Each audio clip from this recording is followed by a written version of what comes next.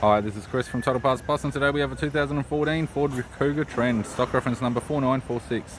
The shape runs from the 11th month 2014 through to the 9th month 2016. It has a 2-litre 4-cylinder turbo petrol engine backed by an automatic all-wheel drive transmission.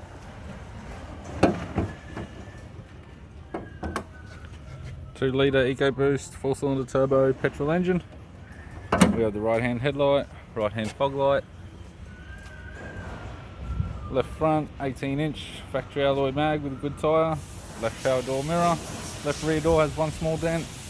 Left rear 18-inch factory alloy mag with a flat tyre. Left tail light. Left tailgate garnish. Tailgate appears to have no damage. Tidy rear bumper cover. Right tailgate garnish. Right hand tail light. Right rear 18-inch factory alloy mag with a good tyre. Right rear door has one small dent. Right front door has two small dents. Right power door mirror and a right front 18-inch factory alloy mag with a good tyre. We have the driver's side door trim, power window master switch.